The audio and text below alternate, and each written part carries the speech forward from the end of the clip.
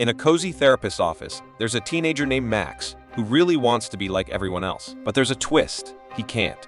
Because his face is incredibly beautiful. So beautiful that it mysteriously causes people to die when they see it. Surprisingly, those who meet this fate seem to die happily after seeing Max's stunning face. Max talks about his unusual birth and how he accidentally caused the nurses and doctor who saw him to pass away. Luckily, his parents are immune to his beauty.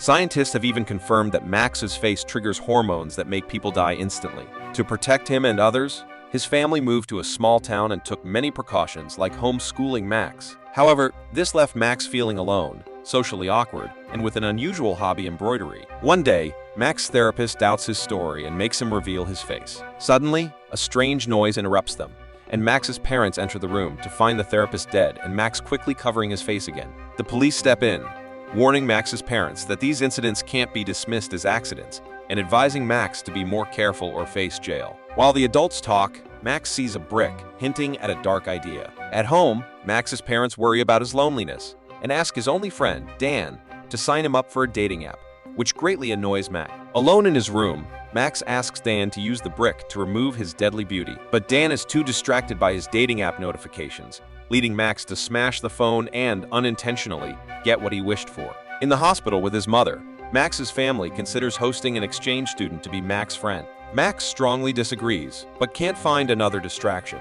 A girl named Alex, who has the last magazine, kindly shares it with him, and they strike up an unexpected conversation. Later, Dan tries to cheer Max up by arranging a blind date at a restaurant. After some initial conversation, Dan leaves, leaving Max and the girl in an awkward situation. She seems unsure about Max's appearance, but when he gives her a beautifully embroidered handkerchief with her name, things start to improve. However, trouble brews when a guy named Craig enters, recognizing Max from the deadly stories and behaving rudely and aggressively. Max accidentally spills their drinks under pressure from Craig, who mocks him by soaking the gifted handkerchief. Craig continues to push Max to reveal his face, making the situation increasingly tense. The restaurant staff intervenes and successfully removes Craig. Max, feeling a bit down after the terrible date, musters the courage to ask the girl for another date, but she's now scared of his face and declines. Max, defeated by this rejection, goes to a nearby bridge, contemplating ending his life. Suddenly, Alex appears, playfully teasing him for choosing such an unusual place.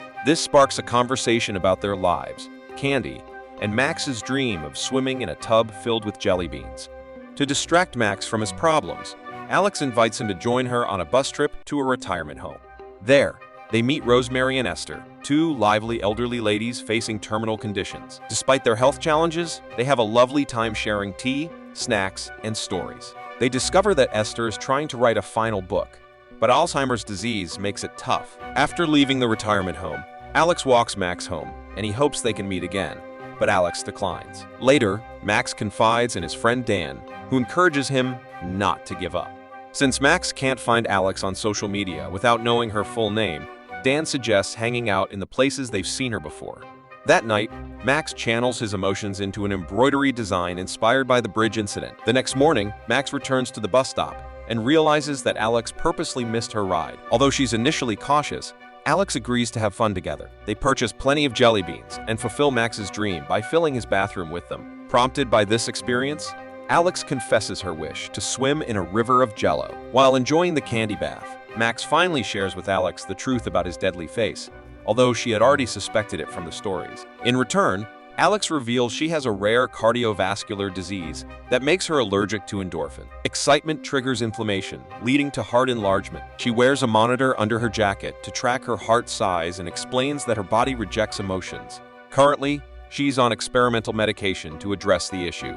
Hearing Alex's story, Max feels a deep connection, knowing that someone finally understands his situation. They go to see a movie, get a bit tipsy, and find humor in every detail. Later, at Max's home, Alex admires his embroidery, even asking him to create a design of her someday. Suddenly, Alex gets closer and takes off Max's sunglasses, briefly startling him. Fortunately, his eyes alone can't harm anyone, and the two teens share a sweet moment that seems like it might lead to a kiss.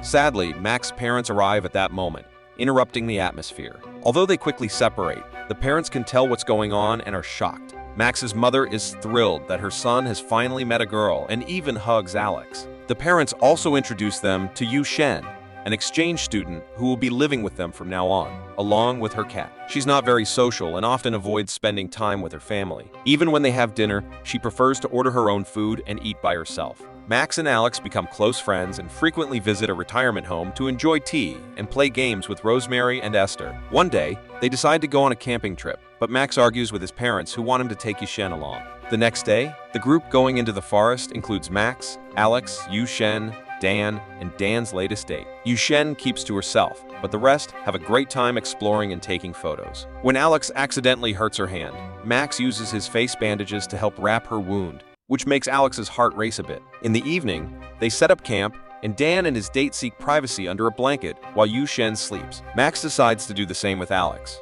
planning a surprise. He asks her to close her eyes and then covers them with a bandage. He guides her hands to feel his face so she can get an idea of how he looks.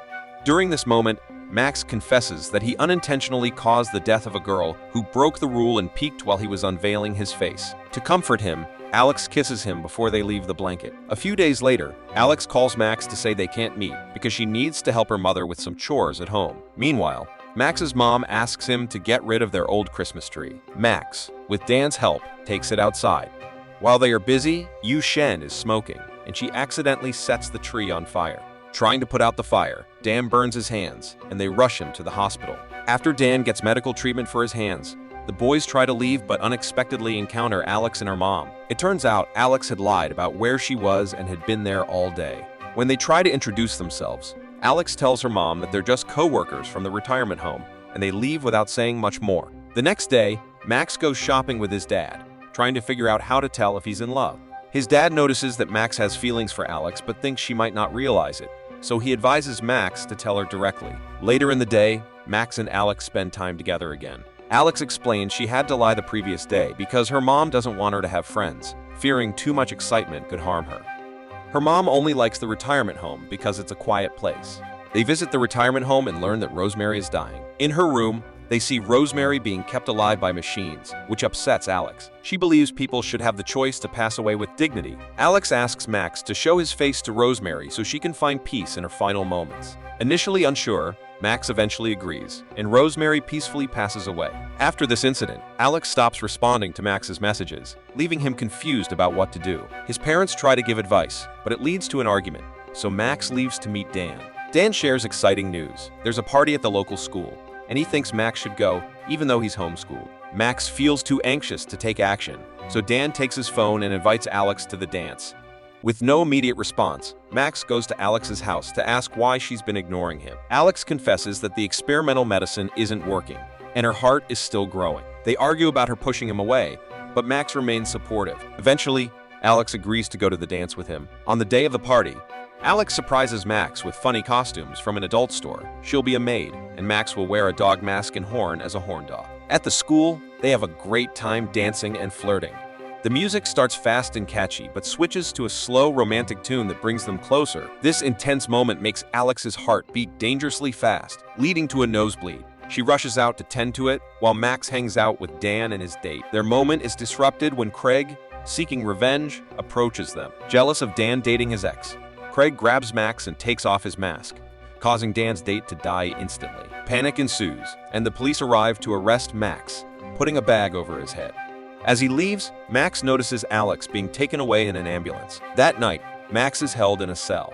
The next morning, he's released and goes to the hospital, where Alex's mom hugs him, sharing their pain. Afterward, Max goes to visit Alex, and he finds out that she had kept a big secret from him all this time. She had downplayed her illness, but the truth is, she has a condition that can't be cured, and she's known this since she was very young. Alex only has a few days left to live, and she really doesn't like being hooked up to machines at the hospital. She asks Max to show his face to her before she goes, but he says no because he can't bear to watch her die. He gets really upset and tells her that he's seen a lot of people die, and it's been really hard on him. In his anger, he leaves without listening to what she has to say. When Max gets back home, he's filled with sadness and tries to use a brick to change his appearance, but his parents stop him just in time. They hold him while he cries, but during the struggle, his bandages come undone, and accidentally, Yushen's cat dies. For the next few days, Max ignores all of Alex's messages. Sometime later, Max joins Dan to pay his respects to the girl who passed away. While they're both feeling sad,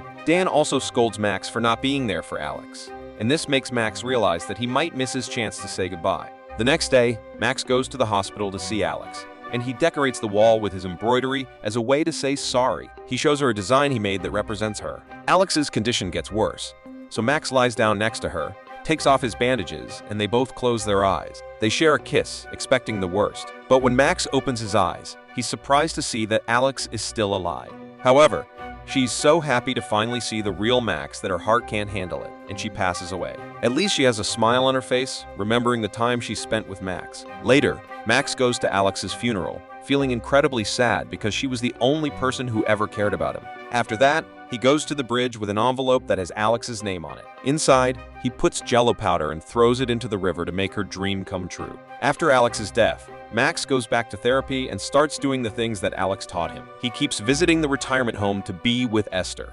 The police clear him and Craig of any wrongdoing because they believe the girl's death was natural. But Max becomes famous, and he gets a lot of letters from people who are very sick and want his help. Max starts to understand that sometimes death is something we can't avoid, and he visits these people to help them find peace in a painless way. Max also learns that Alex didn't die because of his face, and the same goes for his parents.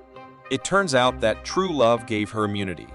Since Dan is his true friend, Max can hang out with him without covering his face.